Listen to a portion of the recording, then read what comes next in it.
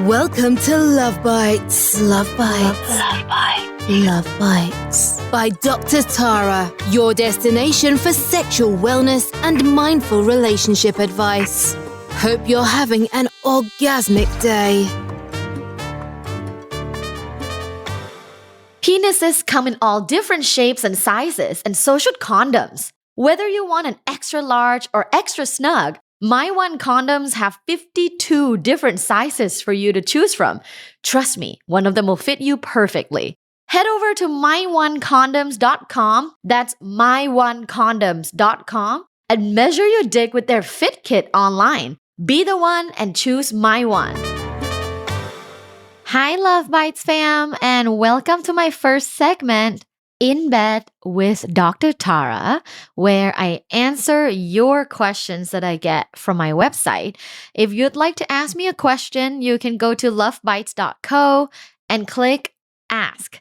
That's where you can leave your name, real or fake, whatever, email, and your question, where I'll select a couple and answer them on my podcast.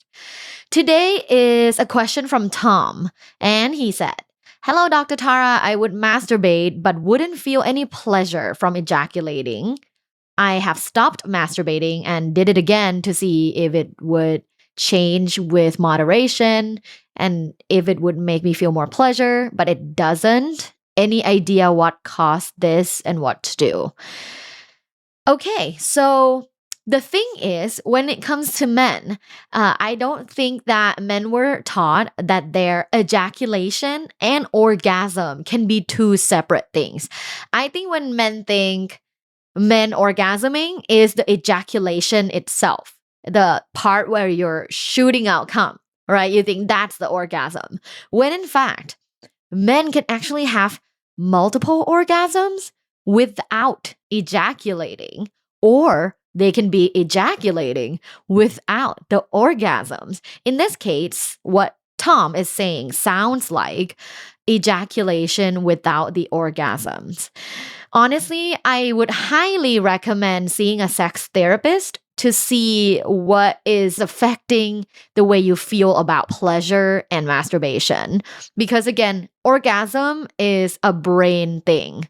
And ejaculation is a body thing. So your body can ejaculate, but you're not experiencing or feeling the orgasm. So that's a brain thing. And I think talking to a sex therapist or sex coach would be really helpful in uncovering that. Because I'm pretty sure there's a lot more in your history that I'll need to know in order to suggest some type of solutions. Next is Alex. I have a small penis and I'm 19. My penis is 3 inches. How do I make it bigger? I have 3 recommendations. 1, there is literally only one way based on a study that looked at multiple ways to make a penis bigger and tested them. There is only one way that works, and it's very temporary, and that is through the penis pump. So using the penis pump, your dick will be bigger, but it's temporary. So it's not a long-term solution.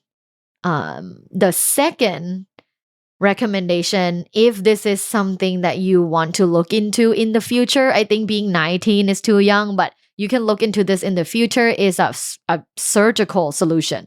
So talking to a doctor and see if getting a surgery is an option for you. I have heard from medical professionals that if people have a micro penis, and it depends on which hospital and which textbook they go by in terms of a definition of a micro penis, with an erection, sometimes it's less than 3 inches with an erection or less than 2 inches with an erection. So again, erected penis, not soft penis. Surgery could be an option if this is something you want to look into. I'm not someone that recommends, surgery to people, because I think number 3, my third recommendation and my preferred recommendation is that you become sexually empowered and confident in bed and become really good at other sexual things like giving head, fingering, sensual massages, and there's so many other things to create an amazing sexual encounter that doesn't even involve your penis. Now, I don't know when you say 3 inches if that's an erect penis or that's a flaccid penis. If it's flaccid 3 inches, you are completely normal. If it's erect 3 inches, I can understand why you're concerned about it. However, again, I have had sex with a guy that was 3.5 inches erect, but he was so good at eating me out that like I came 3 times from just oral sex. So I hope that you take that as I'll get really good at many different sex activities to pleasure my partner. Thanks for listening to this segment, my Love Bites fam. Let's get to the interview. Who wants a sex? Me? And I know many of you are curious or want one too. So let's talk to an expert today. Today with us is Melanie Rose, who was born and raised in London. She spent over a decade as a successful actress, appearing in many West End shows and on television. She, ever since relocating to Los Angeles, she has been a very sought after interior designer. Alongside traditional design and renovations, she also specializes in creating sacred spaces. Rooms, suites, and areas dedicated to the sensual and erotic. She is currently the host, designer, and consulting producer of the new reality TV, How to Build a Sex Room. Now streaming on Netflix. Definitely watch it. Hi, Melanie. Hello, my darling. How are you? Orgasmic. How are you? I'm orgasmic too. I think that makes both of us totally orgasmic. Well, I guess if your job is to build a sex room, I mean, it's helping you feel orgasmic, right? It is. It's sort of like giving me those extra vibes that we all need. The extra vibes. I love it. My first question for you, I think a lot of people have this question, is what are the types of sex rooms? Well, I think that's a really interesting question, and there's going to be two answers to this. I also get asked, is there a type of person that wants a sex room? And the answer clearly to that is no. It could be anybody. It could be your next door neighbor. It could be your friend down the street. It could be somebody, who works at Ralph's or whatever. It's anybody who would like to have a sex room. It's not a particular type. And really to answer the types of rooms, again, there's no specific type. I would only say if you're in a more BDSM type environment, then the room needs to lends itself more to that. I think on the show we had a polyamorous family. Well, we did have a polyamorous family. And so I had to make the room and design it in a way that they could all benefit from that. And they were into more extreme BDSM side. So therefore, I had to think, along the lines of trying to make it perfect for all of them. Or 6 of them. Whereas some other people just want to have a sex room or create something that's sensual and sexy in their bedroom. Okay, so considering like, is this, 2 people, 3 people, 4 people, multiple people is one of them. And then another factor is like, what kind of vibe do you want to go with? Like, are you thinking like power play, BDSM? So there's a lot of like BDSM-esque designs versus like sensual vibes. So let's say I want a sensual vibe room. What does that room entail? Well, I would ask you types of questions like, what colors do you warm to? What do you like? What speaks sensual to you? What's good for you? And if you're going to say to me, well, I'm not sure, I will prompt you with, well, think about what kind of sheets you like. Think about candles. Think about the ambience. Think about maybe some underbed restraints. Think about where you want to house these toys.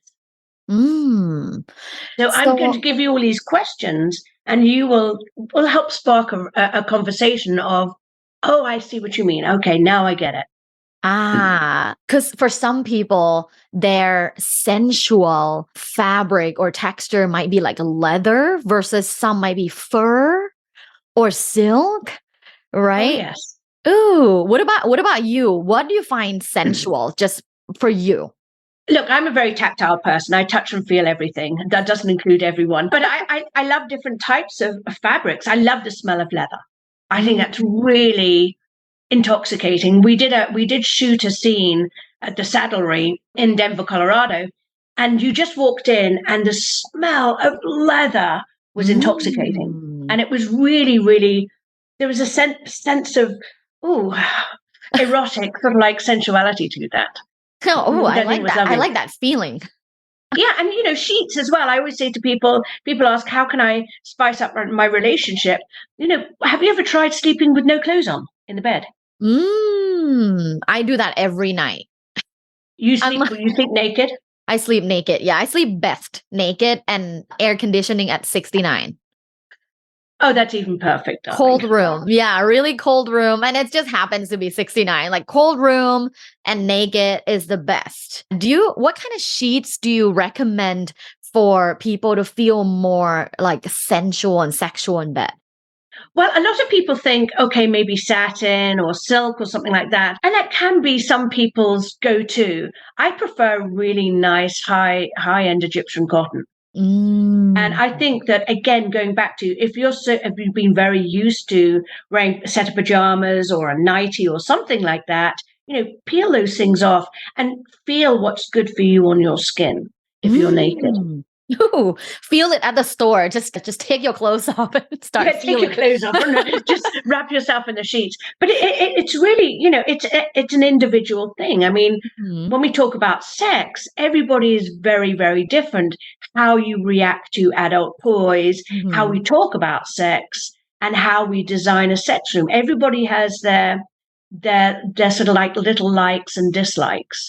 In your opinion, does the setup of the bedroom affect people's sex life? No, I wouldn't say the setup of the bedroom. Now you're talking about feng shui. Right, like the setup, but also like the bed, like what kind of bed, what kind of sheets. Do you think things like that, like contextual things like that affect people's sex life? Yeah, I think it would. I mean, I'm a pillow whore. I have about 36 or 38 pillows downstairs alone. I have lots of pillows on my bed. But then when I go to bed, and I like to be able to feel very central, and I want that bed to draw me in. I want that bed to speak to me and say, come lie in me. And so I like to have it central. I like to have that experience. Yeah, so I think that's important for people. Yeah, I can feel if like the bed isn't set up in a way that's inviting, it might feel a little closed off for sexual exploration, if you will. Oh, absolutely. I always say, if you want to, spice it up a little bit more in your bedroom, why don't you add some underbed restraints?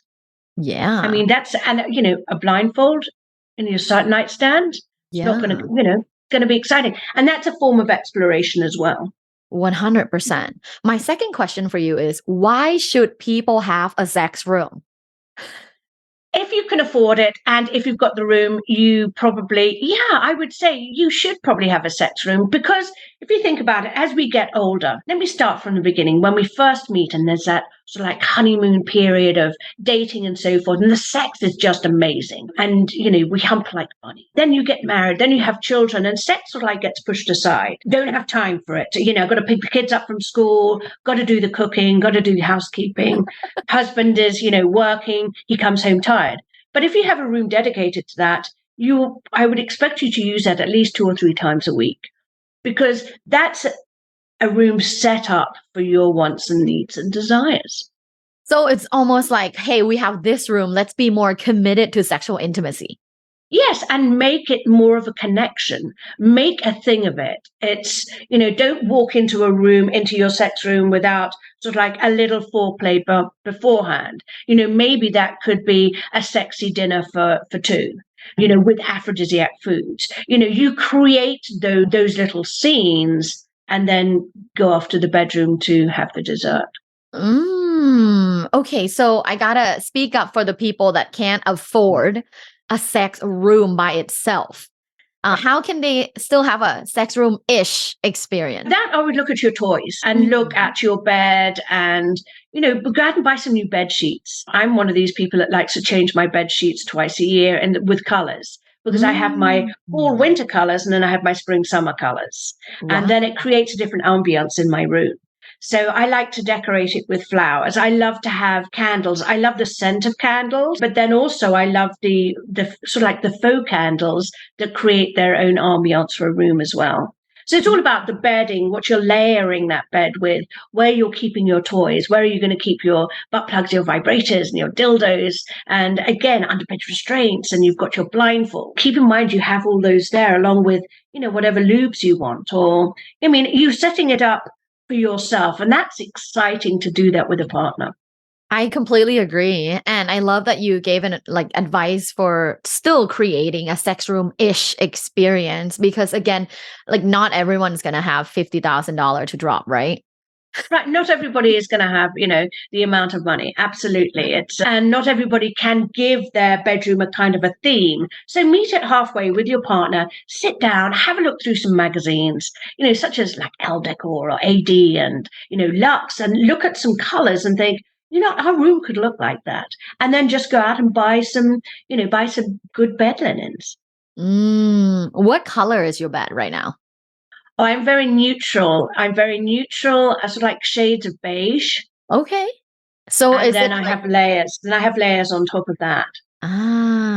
do you feel like layers make it more cozy or sensual, or what do layers bring you? I think they bring a sense of sensuality to me, as a sense Mhm. of warmth, a sense of being safe, Wow. and because I layer everything. I've got my sheet and I've got my duvet, and then I've got an over coverlet over that, and then I've got something else thrown over that, and then I've got caramels and chocolate browns and golds, throw pillows on there. And then for summer I'll go Ooh. all white, and then if I want a pop of color, I'll just change out a throw cushion color, throw cushion. Wow. Okay. So I think a lot of the viewers are curious. And I feel like you know what question is coming. Do you have a sex room?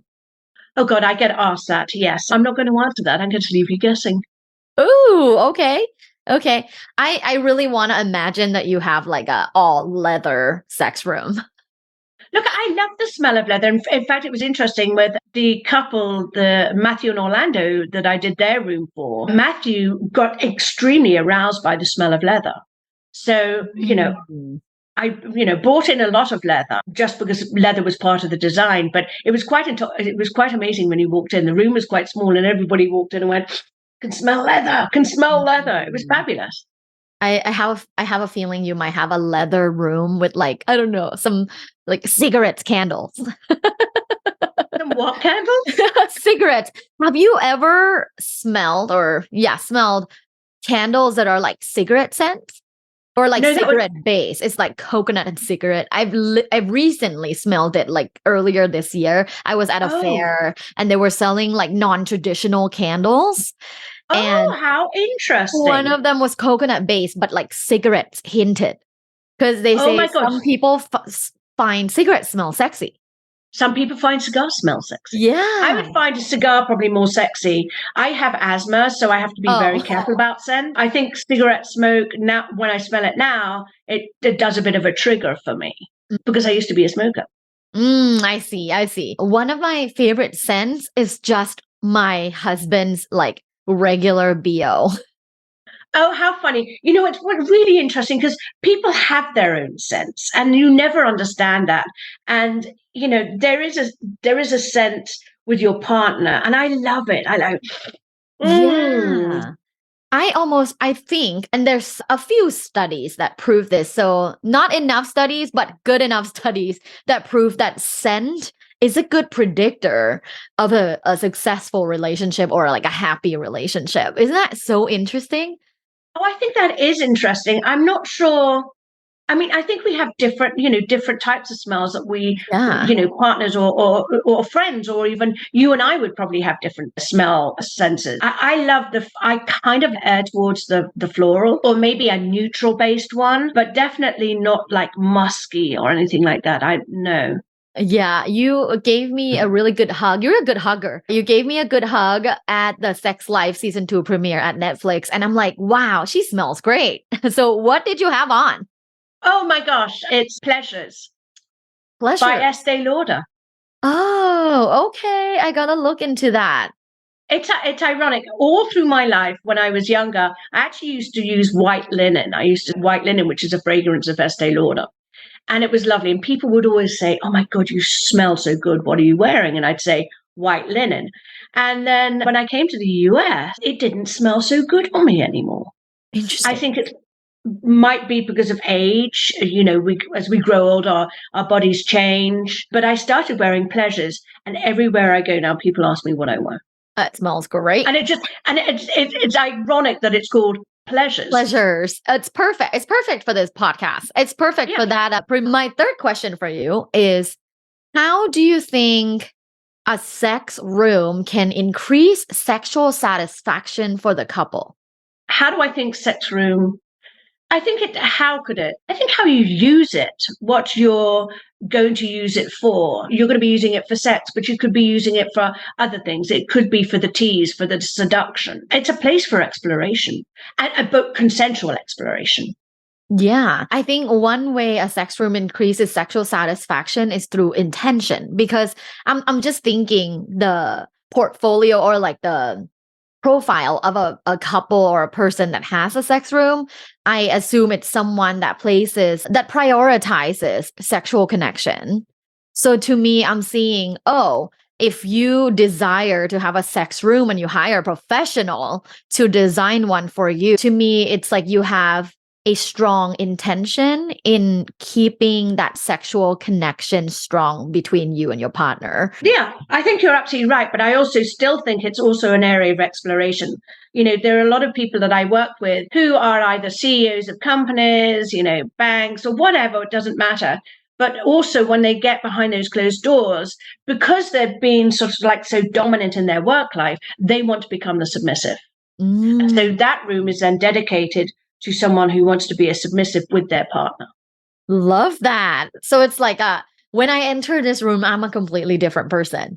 You can, yeah, why not? Absolutely. That again actually is like role playing. Yeah, I think that's so sexy.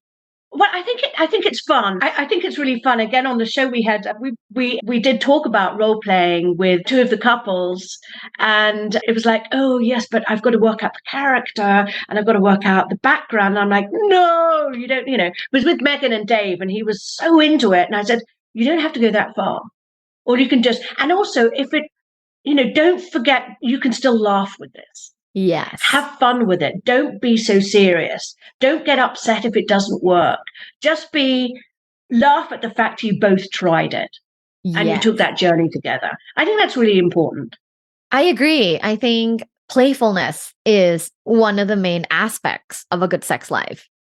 I think so. I think sometimes you can think about it too seriously, and I think it's something you need to as you get older, you work out what you like with your partner because you know your partner sort of like intimately, and you can have fun with that.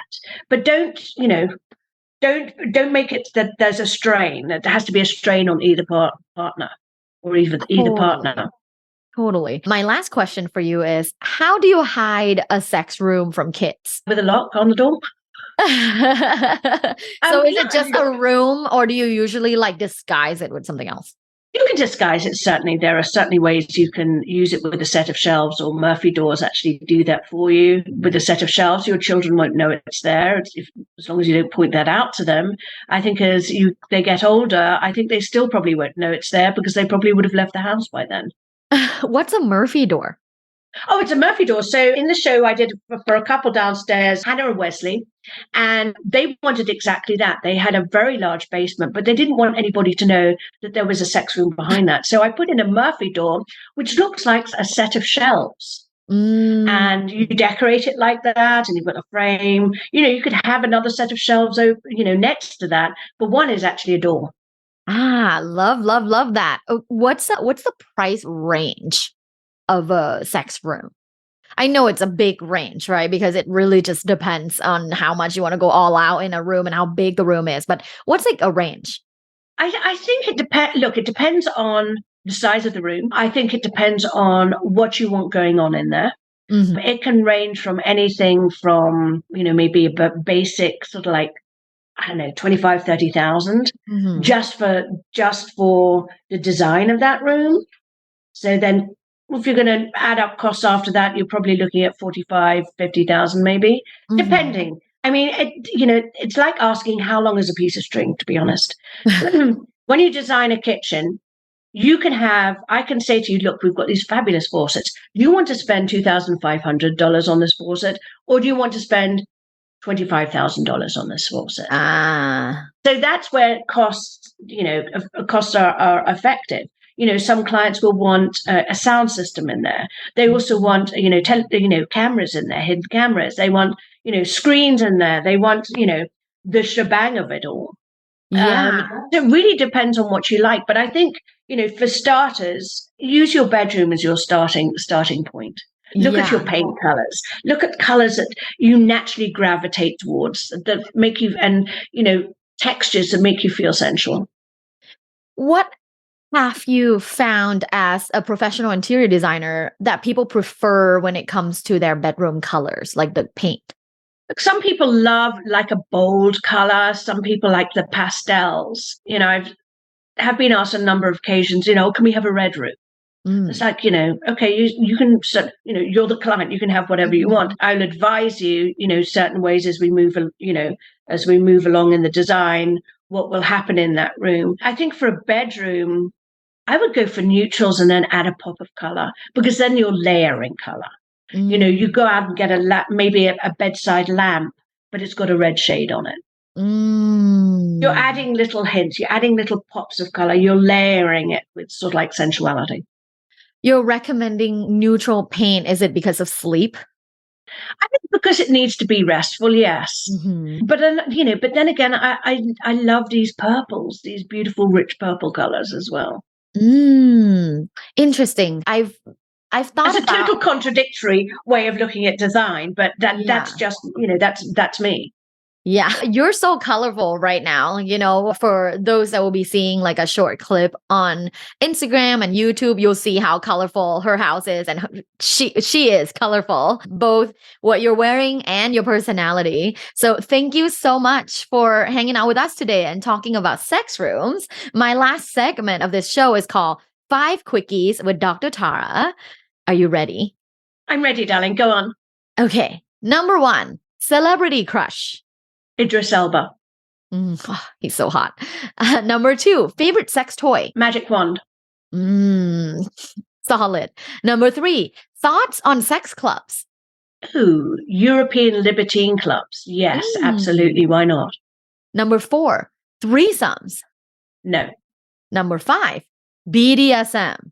I think we're all into BDSM in some sort of shape and form. Ooh, solid. I mean, I couldn't agree more. I feel like the same way. And when you say like we're all into it in some shape and form and like levels, right? Like intensity. Of course. So if your partner spanks, taps you on the bottom playfully, or even grabs your hair in those intense moments, they are, that, and under that sort of like an acronym. That is that intention there. Wow. Okay, before we go, where can people find you? Melanie Ruth Rose on Instagram, and then on Twitter, Melanie Ruth Rose. Awesome. Thank you so much for being here today. Oh, you're very welcome, my darling. It was lovely chatting with you. It was so much fun. And my Love Bites fam, thank you for listening till the end of the episode. Definitely share and like this episode for all your friends that want to learn more about sex rooms or having a sex room-ish. Remember, we talked about that earlier today. So thank you for listening. I love you guys and have an orgasmic day. Do you want to become sexually powerful? If the answer is yes, go to lovebites.co and check out 30 Days to My Best Sexy Self, a Sexual Mindfulness Journal. This ebook will change your life. In this sexual mindfulness journal, I offer the tried and true methods to become more sexually confident. It's for everyone who wants to have the best sex life possible. Thanks for listening. This was Love Bites. Love Bites. By Dr. Tara. Follow Dr. Tara on social media at lovebites.co. Have an orgasmic day.